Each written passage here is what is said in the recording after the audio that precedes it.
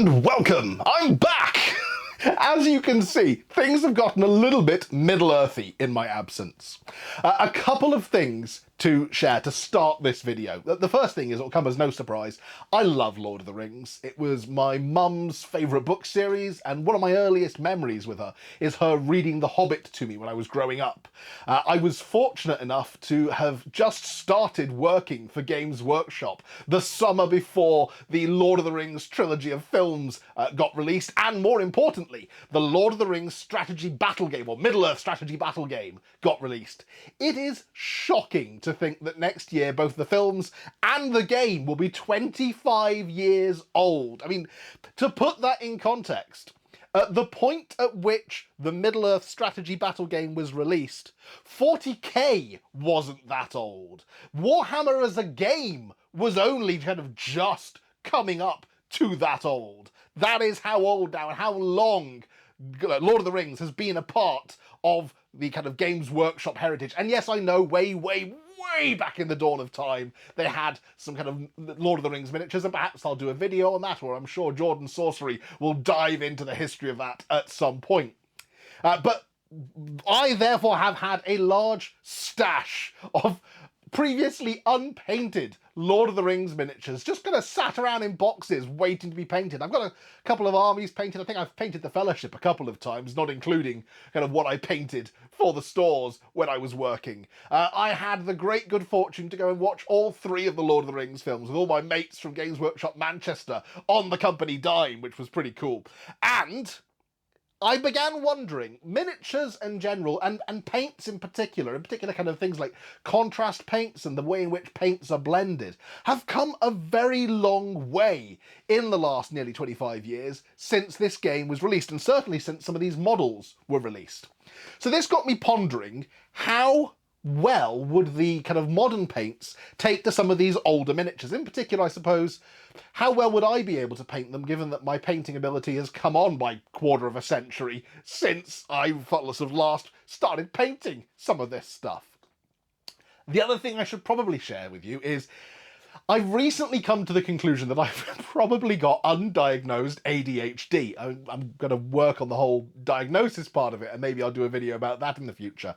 But I genuinely struggle with painting projects. I mean, in terms of, I struggle with getting whole armies painted. I struggle with getting whole units painted unless I've got some kind of challenge or deadline like I'm painting towards. You know, you tell me you've got, you know, a campaign weekend or an event you'd like me to come to, and I need to have X painted for it, and that's it. The brush starts flying, ideas start bursting out of my head. But setting myself a goal of, you know, like my New Year resolution, I'll paint 1,000 points of Genestealer Occult this year. Not happened. Not going to happen, I don't think.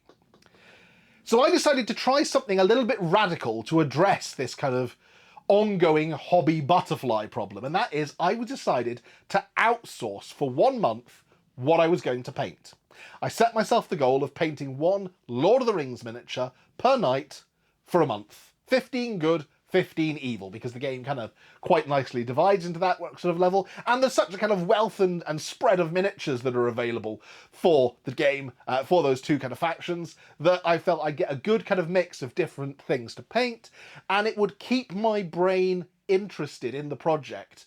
And it would just, I would see whether doing this, removing the element of choice from it, and varying up what I was painting every day, would help with my kind of distractedness when it comes to painting projects. So in this video, that's what I'm going to talk to you through. I'm going to talk you through how this project went, how I got on over the course of the month, how it shaped up, what I learned painting each of these models, and I'll share with you the pictures of the models as we go. So buckle up and let's get started. Okay, so first thing I started with is this. I started with a kind of classic, original, came in the very first Fellowship of the Ring box, plastic Rivendell, or Warriors of the Last Alliance as they were then, High Elf Archer. I love these guys at the beginning of Lord of the Rings. I love that whole scene with Cate Blanchett's voiceover and the epic battle. It was a great way to start kind of the trilogy of the films, I think. It launched into kind of for people who perhaps weren't completely clear on or weren't as big a Lord of the Rings fan as I was growing up, it gave them a grounding in it, and it was just visually very cool. It's sad in a way that we don't really see much of the Warriors of the Last Alliance, aside from this fleeting scene at the beginning of the film, because like the armour that Elrond and his elves all wear, and Gil-galad and all the rest, they look really cool. And we didn't really get to see more of that when they did the Hobbit prequels. So, yeah, I decided to try this guy out. And the first thing I thought I wanted to try and capture was how that kind of greenish gold look that they gave the armour in the beginning of the film looks. And I had one tool that assisted me in this. Way back when the trilogy came out, I got as a Christmas present from my good mum the Weta Workshop Lord of the Rings Weapons and Warfare book. If you haven't got a copy of this and you are a Lord of the Rings fan, it is extremely worthwhile. I think I rank this alongside my extended editions in terms of Lord of the Rings stuff that I love. This features detailed pictures of all kind of the different costumes and armour and weapons that were used in the making of the Lord of the Rings films, which obviously then inspired a lot of the miniatures. But also, it goes into kind of the background of their design ethos when they were creating all of this stuff. And one of the things I love about reading about the Warriors of the Last Alliance elves is this. The reason for that greenish cast to the kind of gilded armour is that it's the Second Age, and it's the point at which the elves are kind of at their highest, and therefore the designers wanted to kind of give this element of kind of spring/summer vibrancy to the elves, hence why they've got bright blues, they've got greenish gilded, almost spring-like colour to their armour. I decided to try and replicate that on the gilded armour for this high elf, and the way in which I went about doing that was really simple. I painted it kind of Retributor armour, I went over it a little bit with Liberator Gold, and then I just washed it with Mantis Warrior Green. This is one of the green kind of contrast paints. Thinned it down just a little bit with contrast medium, but I just washed it over the whole of the gilded armour, and it instantly gave it that kind of greenish touch. I know I've tried things like, other metallic paints before, like, an obvious one like doing like red over silver to get kind of a metallic cherry red look, or, to doing like the same sort of thing with blue over a silver to get a kind of silvered blue. This was my first time trying it over gold, though, and I was really pleased with how it came out. All I had to do after that was go back over kind of the top edges of the armour with some more Liberator Gold, and then a final edge highlight of Runefang Steel, and I was dead happy with how it came out. The cloak was a little bit more kind of difficult because I wanted it to look slightly more muted. Kind of, in the film, they almost look grey in colour, and in the end, I kind of did blend greys and greens and played around with it for a while until I got something that I was happy with. This set the scene, though, so this was kind of the benchmark of, okay, using the modern kind of contrast paints and the modern range of spread and wealth of paint colours that Games Workshop offer, you can achieve some really good stuff with the Lord of the Rings miniatures. So I threw it open to the wider hobby community. I put posts on my Blue Sky account, I put posts on a couple of different kind of Facebook groups I'm on, like a Middle-earth Strategy Battle Games and Games Workshop Army Painters and Miniature Mumblings and all those kind of groups, and most importantly, the Warhammer Discord. If you're not a member of that, you should come and join us on Warhammer Discord. It's awesome. But I just posted a picture of how this high elf had come out, explained what I was doing, and said, okay, for tomorrow, 2 models. Do I paint this Moria Goblin? Or do I paint another model from the kind of Fellowship of the Ring box, this Warrior of Numenor? Which one should I paint next? Now, all 3 of these are models that originally came out, like I said, 24 years ago in the Fellowship of the Ring box. These were kind of the 3 options that you got, which is bizarre because the Moria Goblins didn't fight at the Battle of the Last Alliance, and we wouldn't get plastic orcs until about 2 box sets time, but c'est la vie. I threw it open, and overwhelmingly the vote was for the Moria Goblin, which I was secretly pleased about because I really like the Moria Goblin models, and I've often thought about doing a Moria Goblin army, just because I love that scene in Fellowship of the Ring when they're all kind of pouring down the pillars and surrounding the Fellowship, or when they're pouring into Balin's tomb. So the thing that's kind of put me off is just the thought of having to paint like a whole army and having to regimentally do them all in these varying shades of green. So again, I turned to the modern paints, contrast paints in particular. And I just slapped some Flesh Terror red on the kind of red, kind of dirty sleeves. I slapped some kind of Iron Hand steel, I think it was Lead Belcher, over the armour plates. And then I went over the kind of the metal with a thinned down Black Templar, just to kind of dirty it up and make it look kind of more grimy, more kind of blackened steel. And the skin, I literally, again, just went with Nurgling Green. straight up Nurgling green out of the pot over a white undercoat, and I was really pleased with how easily this gave me a really goblin, kind of Moria goblin look that I was really happy with. I'm going to try and do, I think, 12 of them. I don't think a whole army is something that I can get my brain to focus on, but I think I could maybe manage 12 in a sitting and then go away and have a cup of tea and think about it for a while and come back in a couple of months and do some more. The Warrior of Numenor, incidentally, was a little bit cursed because the next thing I threw up was the Warrior of Numenor, or an Uruk-hai Scout. The Uruk-hai Scouts were obviously an integral part of the Fellowship of the Ring, and it was a bit odd in some respects that they only came out in metal. I think the only plastic models we got in that first box set were the ones that you got in that kind of core box. Everything else in that initial Lord of the Rings release was metal. I think... yeah, even the horses, the only horse models we got were things like Boromir on horse and the Ringwraith on horse, and all of them were metal as well. We wouldn't get a plastic horse for Lord of the Rings until the following year in the Riders of Rohan. But so, again, Warrior of Numenor versus Uruk-hai Scout. Uruk-hai Scout duly won. Here he is. And so I kind of turned myself here to... I wanted to kind of capture that dark flesh look that they have, but a lot of the time when I'd done this previously, and I did do a 500-point Lord of the Rings Uruk-hai army, mostly using kind of the siege troops models for a tournament many, many moons ago. But I did them very red, and I think it's because in that initial kind of period when they were releasing the models, your options really were kind of dark flesh or red gore, and those were your only... you could blend them together a bit, and that's what I did with mine at the time. But you ended up with something that still had a very resolutely red skin tone, and it's a little bit unnatural. Yes, I know if you look at the film, like Lurtz and some of the others have kind of reddish bits on them, but none of them are just universally red. They are kind of patted with blacks and spots and stuff, and most of them just have quite kind of dark skin. So I played around here and I blended together some of the... one of the things that we've got going for us now, I suppose, is a whole range of red paints that are available, and different kind of flesh tones, which is one of the things I think I really love about the Games Workshop paint range at the moment, is that I can kind of just lay out all the flesh tones in front of me and dip into them and vary what the different people in my army look like, because nobody looks the same. Everyone has, you know, kind of differences to them, and I think it's nice to be able to make your armies have that kind of variety of life in it, rather than having everything just universally pink. So in the end, I blended together here a little bit of Doomball brown with, I think it was some Gal Vorbak red, and then I highlighted it up by adding flesh tones in. So adding a bit of Dark Reaver flesh and just kind of bringing it up to a level that I was happy with. The leatherwork, again, there's a whole range of different browns that we got available to us now. So I got some of the leatherwork on him I did with Dryad Bark, some of it I did with Rylock's hide. So Dryad Bark I then highlighted up with Gorthor brown. The Rylock's hide I raised up with Catachan flesh. So I was able to give... the difference between a warm brown and a cool brown was something I learned during this period. And I'd never thought about this before, but there is a very strong difference between a warmer colour, which is when you're leaning more towards kind of the reddish side of a brown, and a cooler colour, which is where you're leaning more towards kind of a grey or a bluish shade of brown. And it was nice kind of learning more about colour theory as I went through this painting project.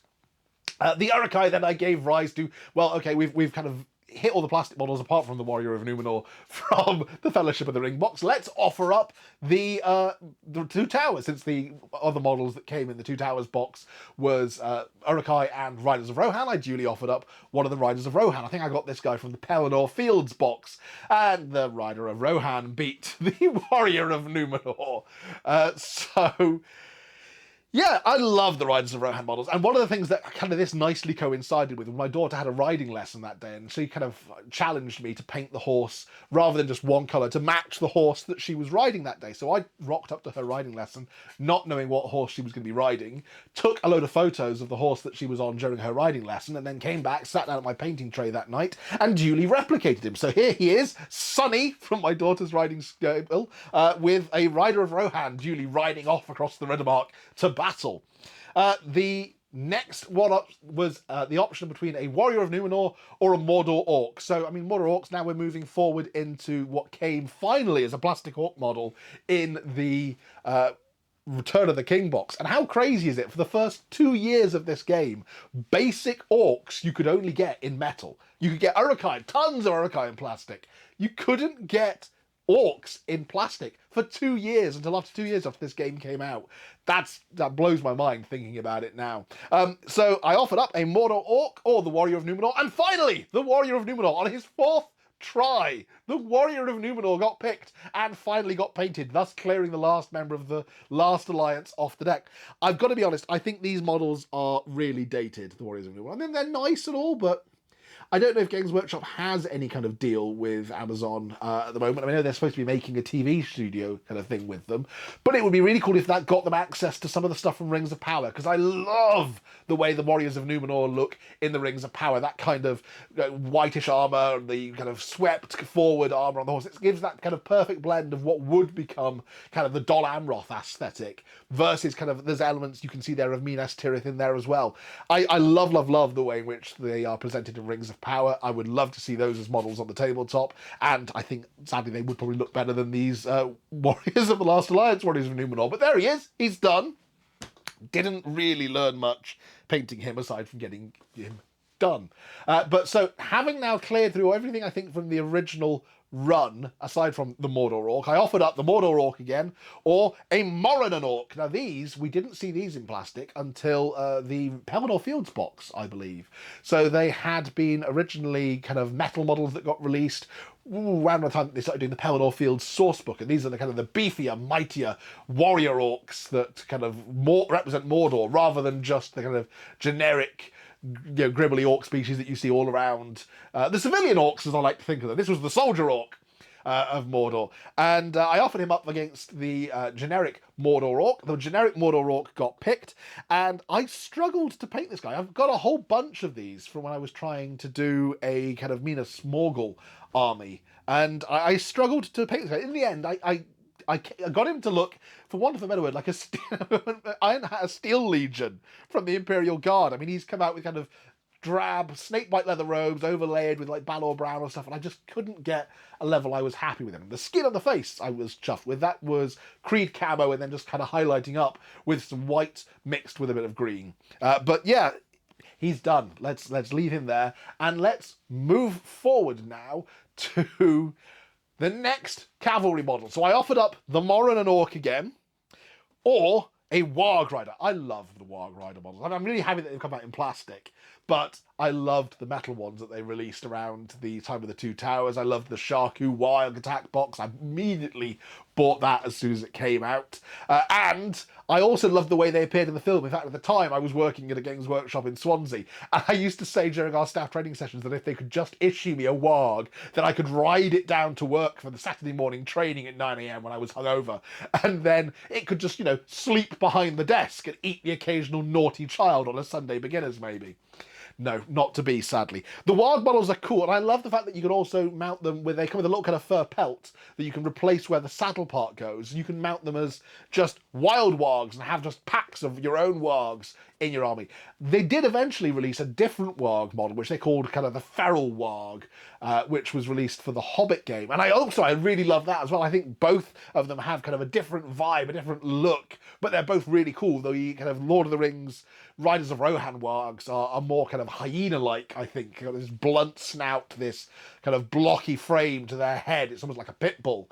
Whereas the wild wargs that kind of got, the feral wargs that got released for the Hobbit game, have more of a kind of a Fenrisian wolf look to them. I mean, they certainly wouldn't look out of place as a Fenrisian wolf, or, you know, with like a bunch of goblins riding on their backs or something. And if I ever do add some goblins riding on the wargs for my Moria goblin army, because I don't think you can get the wargs, goblins riding on wargs model anymore. If I do decide to add some of those, then I'm definitely going to use the feral wargs and convert them with some plastic gobbos perched on their back. This one, again, it was one of these ones where models with fur love contrast paints so much. So it just kind of drank in the snakebite leather. And then what I did was, while it was still wet, I kind of just thinned down some Black Templar and just worked that in around the muzzle, along the kind of ridge of fur at the back, just to kind of darken it and pick out that kind of darker streak of fur on the model. And it was one of the benefits of doing it on contrast paint, was because they are essentially almost like watercolour paints.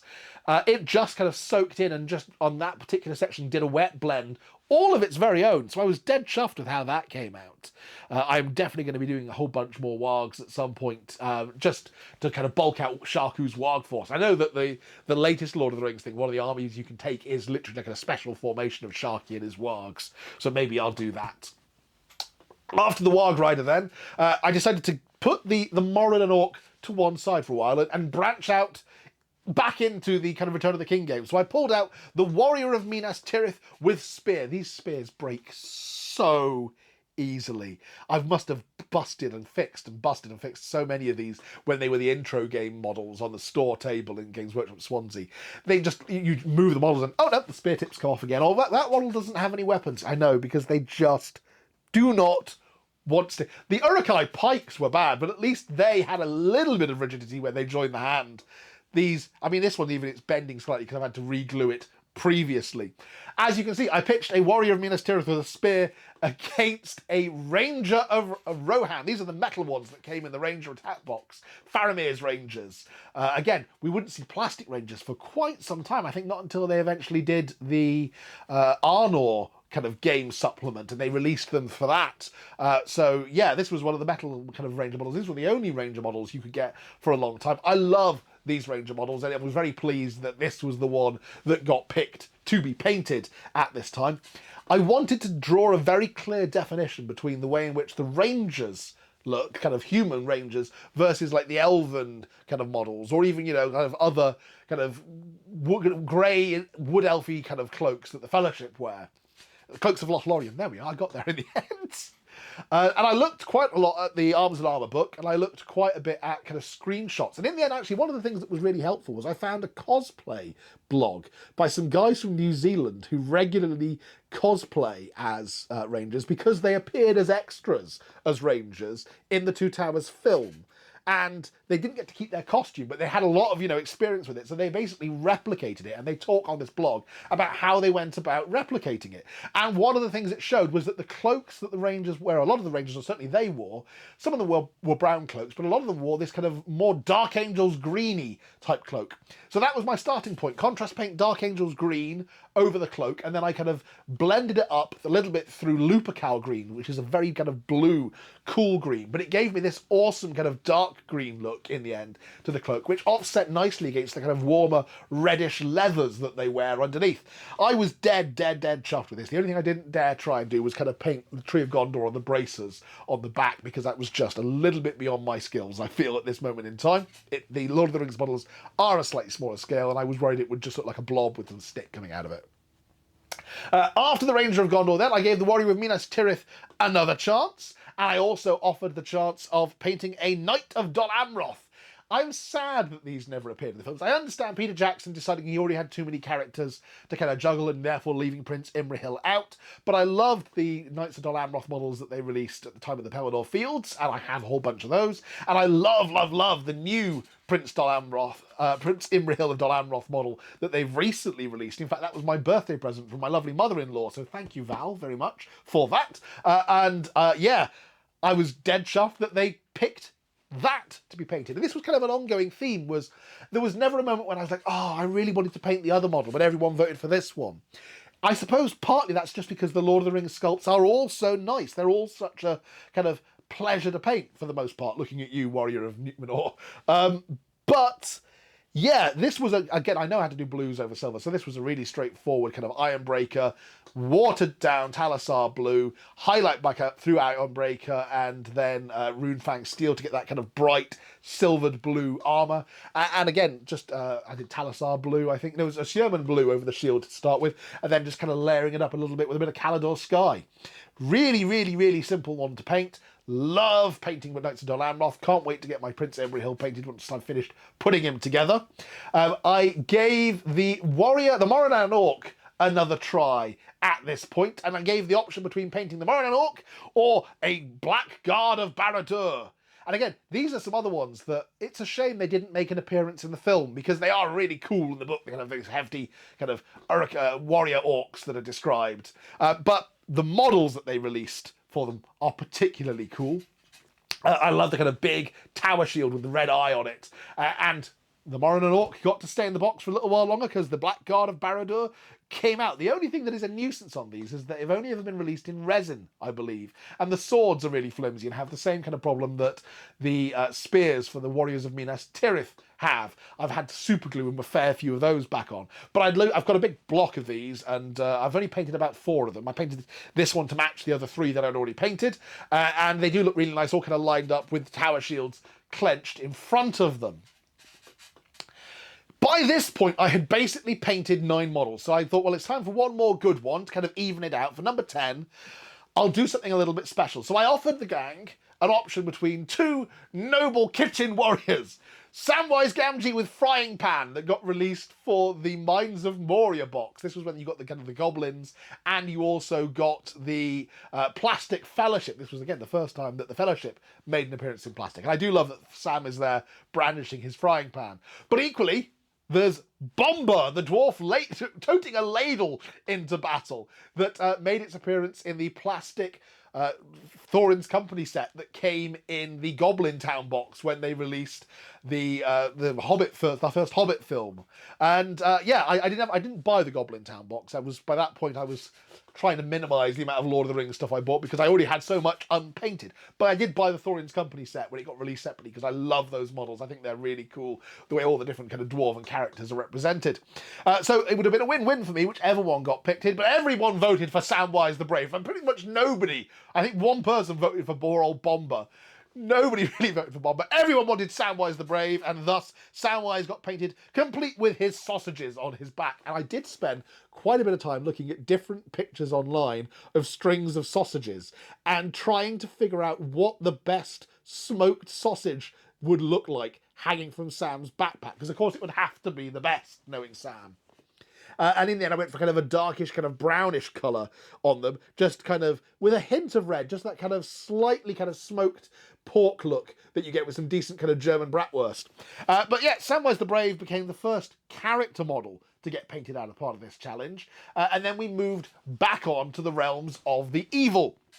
Heading out east now, and I have got, again, a whole load of kind of different models. As they've released them, sometimes I just kind of grab a blister pack of a model just because it looked really cool and I wanted to think about painting it at some point. But so I threw an Easterling up to be painted. This is one of the metal Easterlings, not the plastic ones that got later released. I have a whole bunch of the original metal Easterlings that they released around the time of the Two Towers. I don't have any of the plastic ones yet, but I did enjoy painting him, so I might get some of them at some point. You can see this project hasn't really done much to clear my Lord of the Rings backlog. It's just given me a hankering to buy a whole lot more. But I threw up an Easterling or a Warrior of Harad. I think most of my Warriors of Harad I bought to go with the metal Easterlings that I bought. So it must have been at the time of... Oh yeah, it must have been the time of Pelennor Fields then. Or yeah, the Return of the King that they released the Easterling models. I'm not entirely sure now, actually. I'm second-guessing myself. I might have to back-check myself on that one later. But a Warrior Harad, I bought a whole bunch of them because I basically wanted to do a combined Easterling and Harad force with Easterlings with kind of spears and shield and Harad with bows. I then got a Mummock to go with them, which came with more plastic Harad. And so I've got probably more plastic Harad models than anything else in Lord of the Rings, which is a shame because I don't actually like them that much. But therefore I was quite pleased when the Easterling got picked, and it was a tricky one here to make sure that his armour looks different from the gilded armour of the Elves. In the end, I went with a Retributor armour base, but then I washed it with, I think it was Agaros Dunes and then Seraphim Sepia, just to build up a more kind of yellow, brassy tone to it. I highlighted it up with Liberated Gold as normal and then an edge highlight of Runefang Steel, but then went back again with the Seraphim Sepia, just again to give it more of a kind of yellowish, brassy kind of look to it. The red was actually a really tricky one to match as well, because you think red's just red, but no, the red they have, it's slightly pinkish in its colour. It's not just a bright kind of fire engine red, it does have this kind of slightly washed out colour to it. And in the end, I blended a bit of Screamer Pink together, I think with some Wazdaka Red until I was happy with it, and then layered up with Wazdaka Red afterwards. And that gave me a colour that I was kind of genuinely satisfied with. After the Warrior of Harad, I moved on back to the Minas Tirith Spearmen and back to the Morin and Orc. I thought I'd give them both another try. I think this was Was this the third time or this? Yes, this was the third time that the Minas Tirith Spearman was put up to be painted. Second time, third time. Third time the warrior of Minas Tirith with spear was put up to be painted. And equally, the Moran and Orc, I think this was the third time that he'd been put up to be painted. The Moran and Orc got picked. The warrior of Minas Tirith with spear went back to kind of break slightly in the box. And the Moran and Orc, again, I just want to match the kind of martial look that I'd gone for that kind of with the Black Guard of Barad-dur. So I tried to kick out the same red on the cloth on this, and I'd used the same kind of armour technique that I'd used, which again is just kind of lead belcher with a wash of slightly thinned down Black Templar. It gives a really good dirty iron if you're ever kind of painting like Warriors of Chaos or anything that needs a dirty iron look. Black Templar, slightly thinned, over lead belcher. Comes out great. You can do very little work he's doing after that. I think I edge highlight mine with a bit of Iron Hand steel because it's still kind of slightly darker metal. It's not as bright as like sort of lead belcher, unless I want to make it look scratched and scuffed. Then I'll use a little bit of kind of maybe iron breaker kind of on the edges of any kind of damage marks, just to sort of that sharp edge. From the Moran and Orc, we moved back, finally, to Rivendell. So this is one of the metal spear elves that came out at the kind of same time as the Fellowship of the Ring. This is one of the ones that they did for that whole Battle of the Last Alliance that is maybe 5 minutes of the film. But they made a real big thing about making loads of models for it, which is cool. So I decided to go back to kind of doing that gold by this point, and I said, well, okay, I've got 2 other models that came out at that time. There's the one with the sword that came in the plastic kit, or there's the one with the spear and shield. I offered them both up. The sword elf got picked, and I just basically tried to duplicate the same technique that I'd used on the archer, but trying to remember how I'd done it, because unfortunately I have a habit of not writing stuff down, and then it comes back and bites me in the bum later. I mostly got it. The gold wasn't the problem, because I was so pleased with how I painted the gold, I think, that it kind of stuck in my head. Remembering what I'd done to the cloak was a lot of kind of swearing, cursing, and trying things out. One thing I have discovered is a really nifty little kind of technique I've started doing is using upturned bases for mixes. So if I'm doing one model, I'll turn like just a regular round base upside down, mix my blend in that, and that kind of helps me then remember how I've mixed it when I come back to do it again another time. Because I can just look at that upturned base on my painting tray and go, oh yeah, look, that looks like that colour, that looks like that colour, and they've been mixed together, so that's how I did it. And it's probably not as efficient as writing stuff down, but it works for my brain. And if it works for you, then I suggest go for it. So the elf with sword got painted. After this, I offered back again the warrior of Harad to be painted, one of the Harad spearmen. Or alternatively, I said, we could go and paint a warrior of Khand. These are literally, I mean, they're mentioned in like one line in the books, and Games Workshop made a whole thing out of them, and they look really cool. They're really awesome models, and it was funky that Games Workshop chose them to be painted. I had a whole bunch of these. I had like, I think a unit of 10 mounted ones, but I traded them to a friend of mine who was doing an army of them. And actually, if you go and check out Storm of Chagoris over on Instagram, he's a really awesome painter. You should check out his White Scars and his Far Harad stuff, but he did do a whole bunch of the Candish models that I traded him, using for a Middle-earth tournament at some point in the past. So you can see the models that I traded away there, I believe, on his Instagram. But this is one of the ones I kept. This is one of the foot ones. And I love the little kind of the back banners that these guys come with. I think that anything that gives you kind of an option to do a little bit of detail or something. And the ones in the book are shown with kind of a radiant sun painted on the back in the kind of the supplement that got released at that time.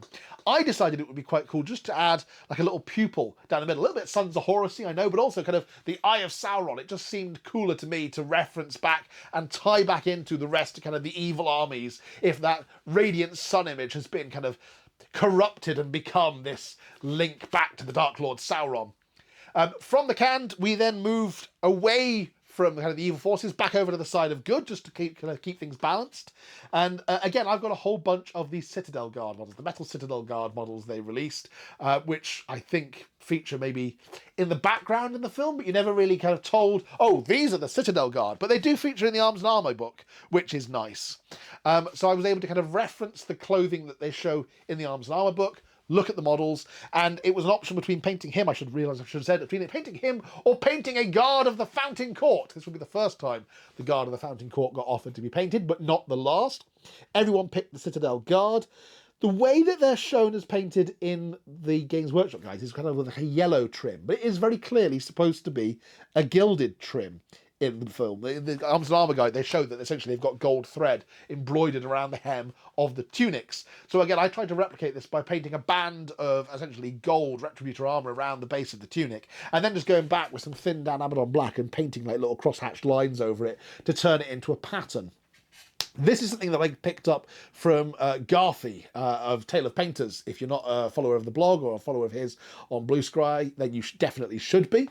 He's an awesome kind of painter, awesome at painting guides. And he did do the whole of the kind of the hobbits from the Company of Thorin. And one of the tricks that I picked up from following his guide when I was painting my Thorin's company was the way in which he does the robes on, I think it's Philly or Killy, whichever one's got kind of a patterned embroidery around his robe. I get them two of them mixed up. Whichever one's got the patterned embroidery around his robe, I copied that approach from his painting guide for him when I painted the embroidery on the Citadel Guard. And it's really nifty when you can kind of pick up techniques and tricks from other painters and then use them for other things. After the Citadel Guard, we swang back to the Forces of Evil. I picked up some Uruk-hai Berserkers when I was doing that Uruk-hai force for that tournament that I told you about. I've got a whole bunch of them that I haven't painted that I didn't end up using. I think I used 3 in the eventual force, and I think I bought 2 blister packs worth, so I've got 6. So I offered up the opportunity to paint one of the Berserkers or a Morgul Stalker. And again, I think these are just really awesome models. I love the kind of the elongated skull, the way in which the sculptors added variety to the orc range, making them a kind of a whole spread and diverse kind of range as a species rather than just being, oh no, these are orcs. Which, don't get me wrong, I mean, having a codified, unified look for orcs in things like 40k and fantasy works. But in Lord of the Rings, they are supposed to be so twisted and different. And it was quite cool the way in which Games Workshop have managed to bring that out in their sculpting. The Stalker was picked. So this was another time for me to go back to learning about colour theory. So there's warm blacks and cool blacks. And I decided that this was an opportunity to use kind of a cool black technique on the Morgul Stalker because they are supposed to be kind of shadowy and mysterious. And I had looked at the kind of ways in which painting blacks when I was painting a couple of my Ringwraith models when I wanted to play through the, I think, Weathertop scenario. And the Ringwraith robes that I've painted previously, I've done kind of a warm black by literally starting out with black and then blending in kind of orangey flesh tones like ratskin flesh to them and Towlite ochre to get that kind of slightly warmer kind of grey highlight on them. In this case, I went the other way and I decided to try and blend in kind of bluish greys. So I blended in a little bit of, I think it was, first one was the Fang, and then I moved and added a bit more of Fenrisian grey to black to highlight the robes. And it worked really well. Then I just kind of got caught up in it and dirtied down the bottom of the robes to make them look really kind of mangy, like they're skulking through swamps, hunting after Frodo and Sam and Gollum as they cross the marshes.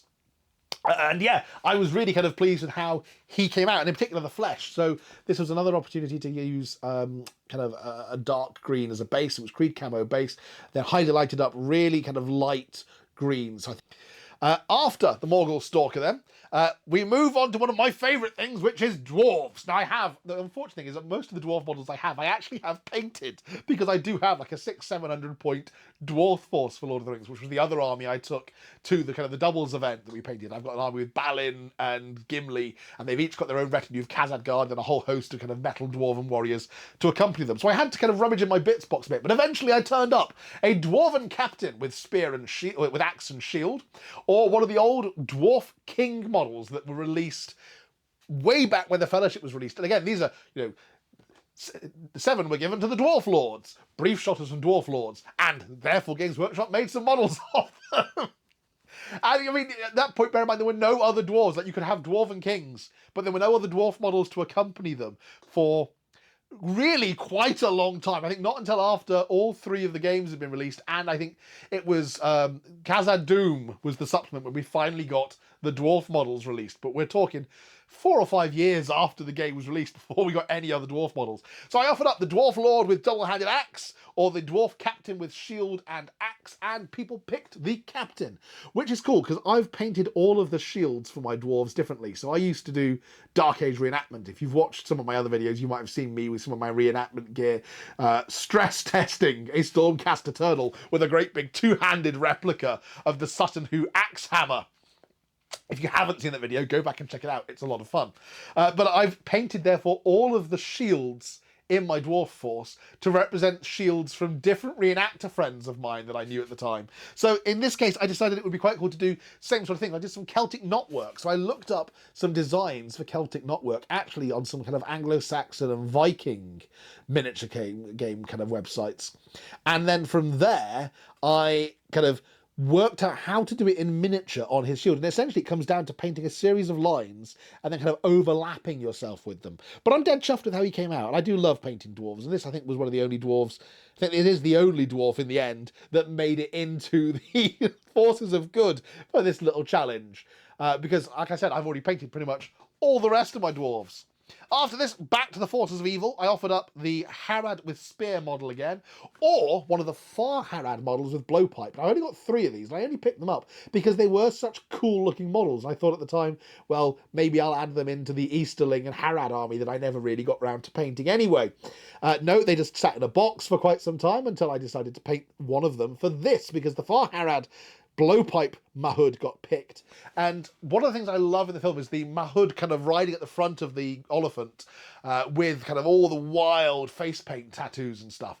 And kind of got a Mad Max vibe to him. So I was really pleased to kind of get the opportunity to try and do this. And one of the things I discovered is that it's a lot trickier to paint kind of white face paint on somebody who's got kind of a natural skin tone than it is perhaps to paint white face paint on a human face.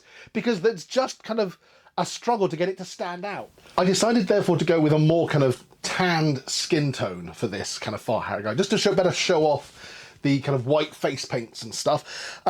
I turned back to the painting guides that Garfi had offered. So again, he's done some awesome painting guides over the years, and one of the really funky ones is he did the Masters of the Universe game miniatures, which I have relied on fairly heavily when painting my kind of Conan the Barbarian style Marauders of Chaos army, because there's lots of tanned thews that need painting. Very He-Man kind of bulging barbarian heroics. And he's got some great tips there on painting kind of different kind of tanned warrior skin tones. Equally, Tyler Mengel of Mengel Miniatures did a whole piece on all the different kind of skin tones you can do in order to paint the the Warhammer Underpants kind of barbarian warband. And he basically painted each of them with a different skin tone and did a little kind of breakdown guide on how to do that.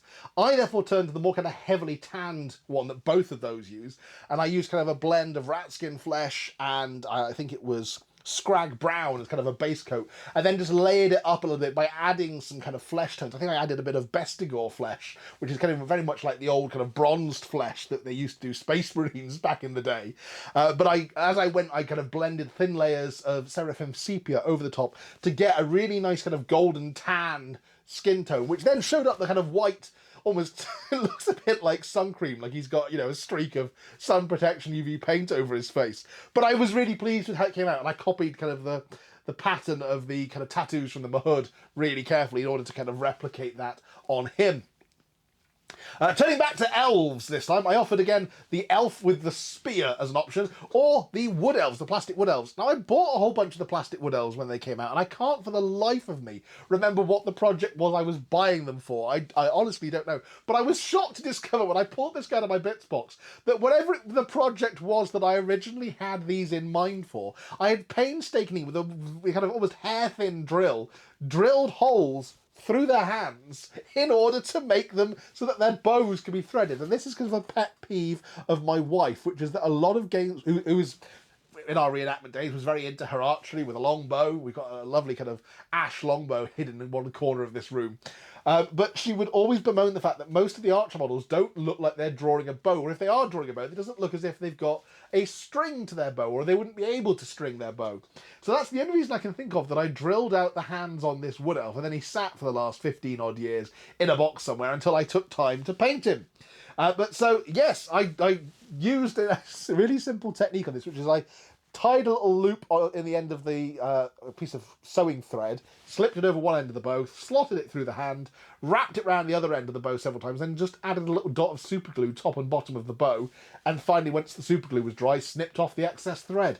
It works really well. Several people have pointed out to me since then that he's drawing a bow without an arrow, so I do need to add an arrow to this model at some point, which is equally a problem, I suppose. I mean, it's supposed to be, maybe I should have strung the bow to look as if the bowstring was just having just been released and he'd just knocked and drawn, but it doesn't sculpt like that. It's sculpted with the hand closed, like he's holding the bowstring still. C'est la vie. This was the 19th model that was painted, and the 20th model that was due to be painted, therefore, was an evil model. So I did a special again. I did a character. I gave an option of 2 of the character Ringwraith models that I have that I hadn't got around to painting. Camel the Easterling, or the Tainted, that I bought for my kind of Minas Morgul army. And the Tainted was picked. I have never tried to do object source lighting before, but I really felt that this was an opportunity to kind of give a kind of, at the very least, like a spectral glow to the edge of his robes. So that's exactly what I tried to do. I painted his robes exactly the way I would paint all the rest of my Ringwraiths, with kind of a dry brushed up bronzed kind of tau ochre mixed in with black to kind of get this kind of fleshy tone, and then washed non-oil over the top. But then I went back and edge highlighted all kind of the edges of the robe in steadily increasing layers of steadily brightening witchy colours. And I'm really pleased with how it came out. I think it looks amazingly kind of sinister and ghost-like, and I might well kind of try and do something similar on something else with object source lightning in the future, having learned it from painting this model. From that then, I decided to stay in that vein. I thought I'd paint something else that was ghostly, so I offered up one of the plastic Armies of the Dead. And I do have the metal Armies of the Dead that were released originally around the time of the Pelennor Fields box, but equally I have got a whole bunch of the plastic ones that came in the Pelennor Fields box.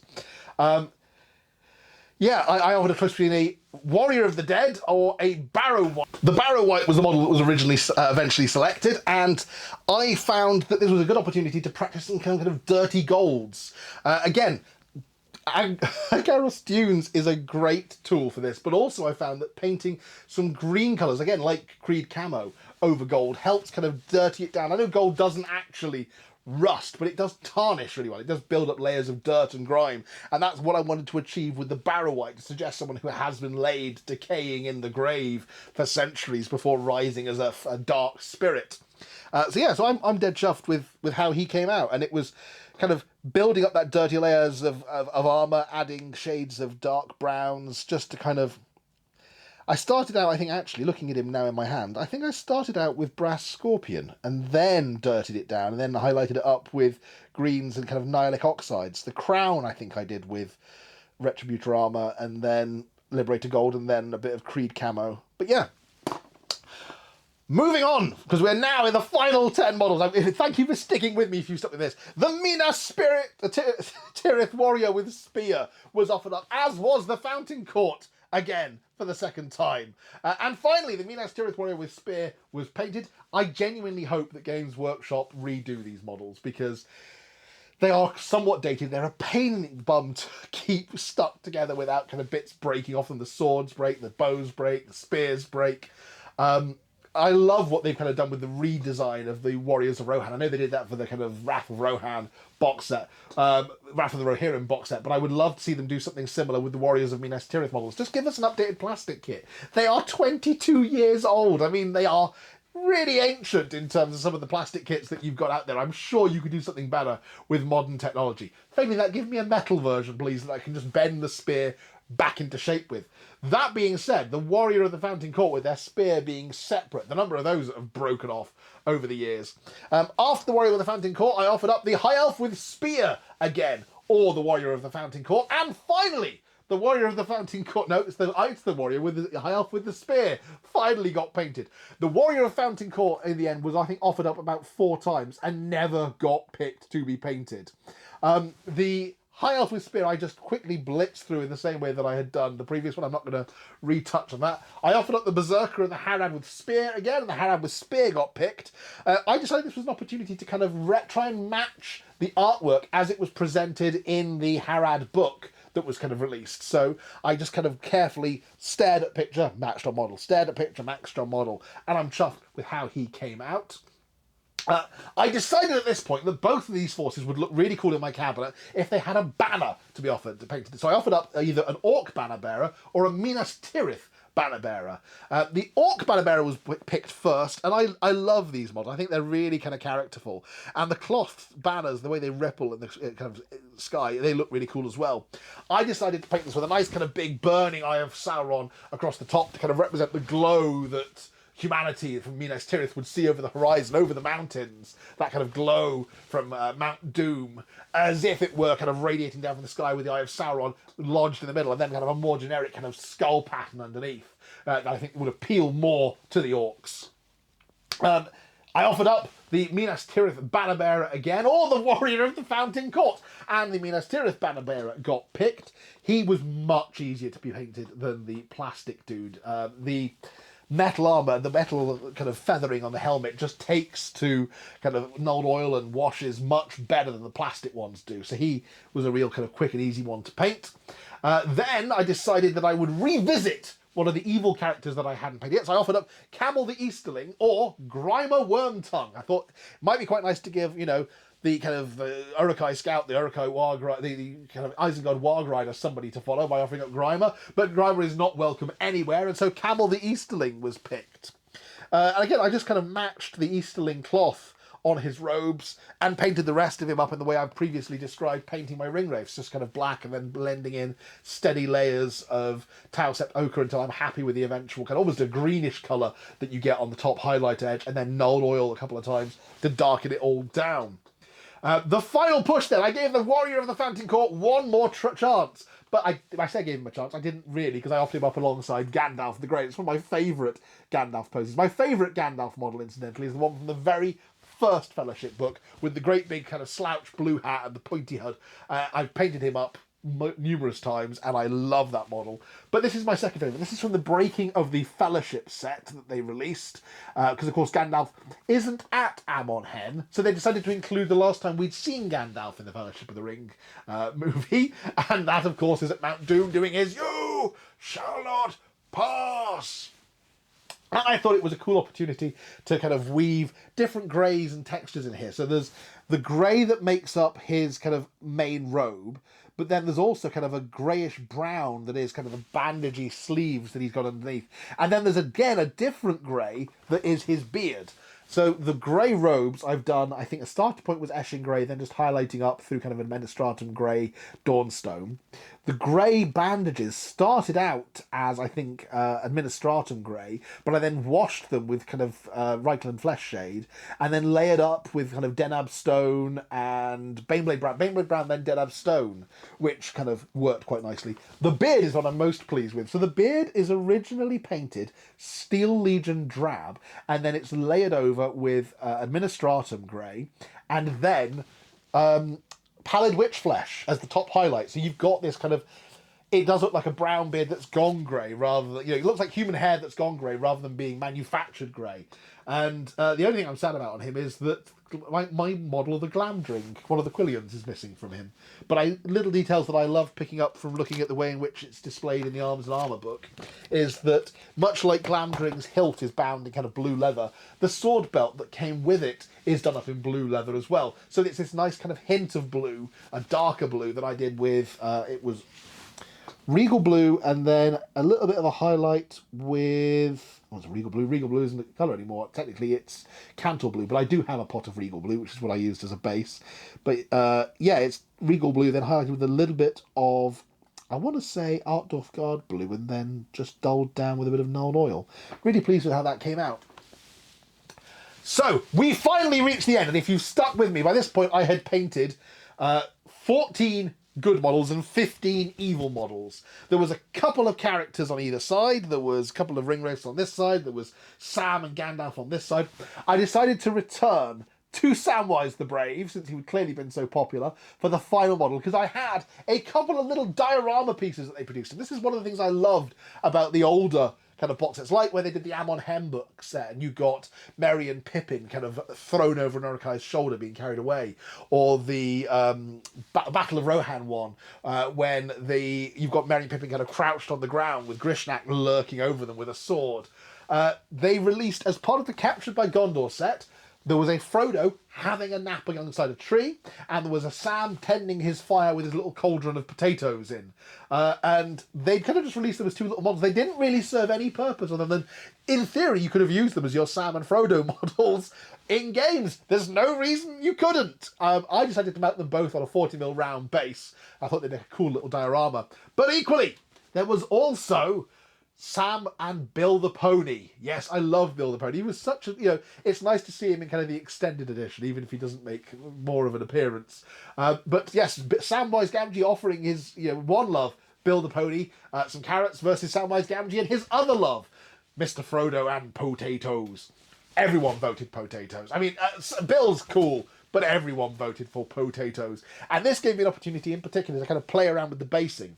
What I'd done with a lot of the rest of the bases is I've got a real kind of tuft problem. I have a real addiction to kind of static grass tufts, and I've got a whole range of different coloured ones, and what I'd like to do is kind of mix and match different shades and heights to give things that look like actual kind of nature on a base rather than everything just being a single layer of static grass. One of the things I've done with these in particular was I've also got some tiny little 10mm tufts that I bought to go on my epic bases, but they also look really nice alongside like hobbits and these, and they just represent some kind of low-lying shrub life that you get on the bases. I decided to go all out for Frodo and Sam and do a full-on kind of little woodland scene for the base. And as you can see here, I added all kinds of stuff on here. There is literally, I think, everything in my bits box. I think the only thing I haven't added is flowers. There is different tufts, static grass, bits of wood, and little leaves that I made with a leaf punch and some papers that I'd kind of painted some different kind of leaf tone contrast paints over from, it was Green Stuff World that I got the leaf punch from. Yeah, and I'd actually bought that to do the basis for my Beastmen army, but the Beastmen army has gone on the back burner while I painted Lord of the Rings, because as we've established, I have a real difficulty with sticking to one project. I was really chuffed with how all of the models came out at the end of this, and I think a couple of the things that I have learned from this is it is possible to paint all kind of from one thing if you vary up what you're painting from thing to thing. So, I mean, I'm sure there are painters out there who can do kind of batch painting and just blitz through stuff. I am sadly not one of them. But what I do find, and maybe this is why I find things like painting my Bretonnian army easier, because every model's a different heraldry, painting different models from the same kind of game system, painting different models from the same army, but they are very different, helps me cope with that feeling of distractedness that I otherwise struggle with.